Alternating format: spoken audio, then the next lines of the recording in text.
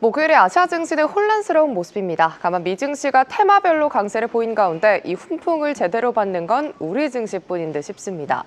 연고점을 또 다시 돌파한 우리 증시, 장중 3,176포인트 터치하며 3년 10개월 만에 장중 연고점을 갱신했습니다.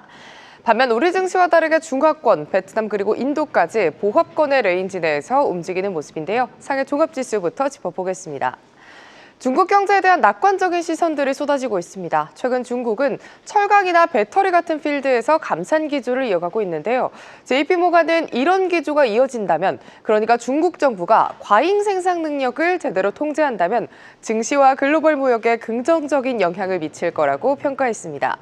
또 골드만삭스는 철강이나 시멘트 같은 전통적 경기 민간 업종이 밸류 회복과 이익 개선을 맞을 수 있다며 핑크빛 미래를 전망했습니다. 어제는 투심이 살아나면서 연고점을 갱신했던 상해 종합지수입니다. 다만 장 막판에 하락 전환하면서 3,500선을 하회했는데요. 오늘은 또 다시 장 초반부터 강세를 보이면서 기대감을 키우고 있습니다. 오후장 들어서도 탄력이 처지지 않는 상해 종합지수죠. 현재는 고점 부근에서 움직이면서 0.57% 상승한 3,513선 지나가고 있습니다. 항생지수 내에서 CATL에 관심이 쏠리고 있습니다. 모건 스탠리가 CATL의 H주와 A주 목표가를 모두 14%가량 상향 조정했기 때문이죠. 모건 스탠리는 CATL의 2분기 실적이 시장의 예상치를 웃돌 거라고 전망했습니다. 최근 신고가 랠리를 이어가는 CATL의 주가에 상승 동력이 더해진 듯하니 앞으로 잘 체크해보시면 좋겠습니다. 지수 보시죠. 오늘도 대형주들은 혼란스러운 모습입니다. 어제와 달리 은행주들이 선방하고 있지만 여전히 기술주 그리고 대부분의 종목들이 하락세를 보이면서 지수의 하방 압력을 더하고 있는데요. 오후가 되면서 상승 전환하거나 낙폭을 줄이는 종목들 덕분에 항생지수는 오전의 하락을 뒤로하고 오후장 들어서는 상승폭을 키우고 있습니다. 현재 차트 보시면은 그래도 고점에서 움직이는 모습이죠. 이 시각 현재 23,957선 지나가고 있습니다. 도쿄증시는 4만 선을 앞두고 주춤하는 분위기입니다. 아무래도 관세 관련해서 불확실성이 크고요. 또 다가오는 선거가 투심에 부담을 주고 있습니다. 이번 주 초에 트럼프 대통령은 8월 1일부터 일본에 대해 25% 관세를 부과한다고 밝혔죠. 미국의 수출 의존도가 높은 일본이 여러 차례 무역 협상에도 불구하고 돌파구를 마련하지 못해서 실망감의 지수는 흘러내리는 모습입니다. 오늘 장 초반부터 하락 출발했던 도쿄 증시입니다. 낙폭을 조금 줄이나 싶었는데 오후장 들어서는 다시금 저점 부근에서 움직이는 모습이죠. 이 시각 현재 0.6%가량 하락하면서 39,565선 지나가고 있습니다. 지금까지 아시아 주요 증시 시황 전해드렸습니다. 네, 오늘은 인도 증시 보는 날입니다. 미래에셋자산운용 인도법인 권태환 이사 연결돼 있습니다. 이사님 안녕하십니까? 네, 안녕하십니까? 네, 인도 이 니프티 50 지수 보니까 연초에 다시 좀 시들해지나 싶더니 다시 신고가 부근까지 지금 올라오는 모습입니다. 이번 주 움직임은 좀 어떻게 나타나고 있나요? 지난 한 주 인도 증시 같은 경우에는 상승을 하면서도 조금 조정 받기도 했고 소폭 상승의 기대감을 좀 전개를 보이고 있는 형태의 그런 이제 주가 상황입니다. 지난주 같은 경우에 이제 금융주 차익 실현에 따른 이제 소폭 하락이 좀 있긴 했었는데요. 글로벌 무역 긴장 완화 기대가 이제 지수를 지지하기도 했고, 세비 이제 규제 당국에서 이제 최근에 제인스트리트 고빈도 트레이딩에 따른 이제 시장 조작 혐의로 인해서 거래 중단 발표에 의해 이제 주요 증권사 주가가 하락하기도 했지만 이제 잠깐의 변동성 확대가 좀 나타나는 그런 국면이 있었습니다.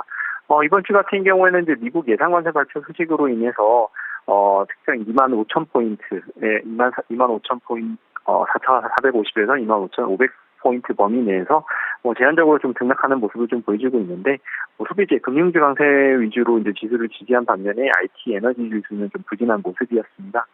미국 무역 합의 기대 그리고 기업 실적 신에 대한 긍정 전망으로 이제 지수가 상승한 요소들이 좀 있습니다만 지금 현재 계속 최근에 나오고 있는 이제 글로벌 변수 특히 미국 관세 무역 협상 동향을 좀 면밀히 모니터링할 필요가 있을 것 같습니다. 네, 이 트럼프가 인도와 합의가 가까워졌다고 했는데 정작 오늘까지도 소식은 안 들리네요. 현지에서 보는 분위기는 좀 어떠십니까?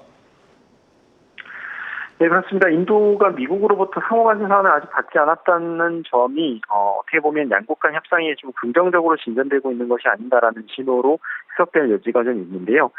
추가 사안 대상에서 제외된 것은 인도가 7월 9일까지 진행이 있었던 90일 유예 기간 동안에 이제 미국과의 협상에서 상당한 진전을 좀 이룬 결과가 아니겠냐라는 걸로 보여지고도 있는데 인도 현지에서는 좀 신중하면서도 좀 낙관적으로 좀 보고 있는 부분이 있습니다. 인도 상공부 장관 피유시 고얄 같은 경우에는 인도 내 국익을 최우선으로 하면서 서두르지 않겠다라고 입장을 강조하기도 했는데 이러한 이제 뉘앙스는 이제 농업 그리고 유제품 등 인도 내에서 민감한 부분에서 양보를 최소화하려는 좀 전략을 반영한다라고 볼 수가 있을 것 같고 현지 언론에서는 이제 인도가 26% 추가 관세 부과를 피할 가능성이 높다고 보여지고 있는데 다만 농업 부분 특히 미국산 대두, 옥수수 그리고 유전자 전형 작물에 대한 시장 개방 요구는 인도 내에 있는 7억 명의 이제 농민 생계와도 직결된 문제이기 때문에 협상의 주요 권익들로 남아 있는 것이 좀 포인트일 것 같습니다. 그래서 따라서 인도는 협상에서 유연성을 좀 유지하면서 농업과 같은 핵심 분야는 최대한 지키는 방향으로 협상을 진행하려고 하지 않나 그렇게 보여지고 있습니다. 이사님, 이 트럼프가 브릭스 국가들의 좀 미국에 반대하는 세력들에게 추가로 10% 관세 더 부과하겠다 이런 얘기도 했는데 알고 보니까 생각해 보니까 인도가 브릭스였습니다. 그리고 여기에 구리, 의약품, 반도체까지 또 품목 관세 더해지고 있는 상황인데 이런 부분 인도는 괜찮은 건가요? 어떻습니까? 네, 맞습니다. 최근에 브라질에서 열렸었던 브릭스 정상회의에서도 이제 인도 모디 총리가 참석을 했는데 이로써 인도에서는 신경 쓰일 수밖에 없는 상황인 것 같습니다. 먼저 수출 종목에 대한 타격 우려로서는 이제 구리 반도체 품목에 대해서는 이제 수출 비중은 높진 않지만 글로벌 밸류체인의 일부를 담당하고 있기 때문에 주요 수출국으로서 영향은 제한적이지만 불확실성 확대는 좀 불가피하다고 볼 수가 있을 것 같고요. 바이오 제약 부분은 이제 미국의 최대 200% 관세를 언급하기도 최근에 했었는데 인도 같은 경우에는 미국 제네릭 의약품의 대략 40%를 공급하고 있기 때문에 실질적인 타격 가능성이 거론되기도 하고 있습니다. 아직 협상 과정의 일환으로 판단되기도 하지만 어쨌든 이제 트럼프 대통령이 이번 조치의 언급은 협상 여지를 확대하기 위한 압박 카드로 보여지기도 하고요. 인도는 직접적 수출 충격은 크지 않겠지만 환율이나 시장 심리 측면에서 단기적으로 불확실성이 좀 가중될 수 있다라고 보여지고 있습니다. 향후 협상 국면에 따라서 좀 더 단기적으로 민감하게 반응할 가능성이 있다라고 보여지고 있는데 중장기적인 전략에서도 이제 일단 이러한 이제 불확실성에 대한 부분은 주요 변수로 보여질 것이기 때문에 좀 더 상황은 좀 살펴봐야 할 것 같습니다. 네, 이사님 오늘 말씀 여기까지 듣겠습니다. 말씀 잘 들었습니다.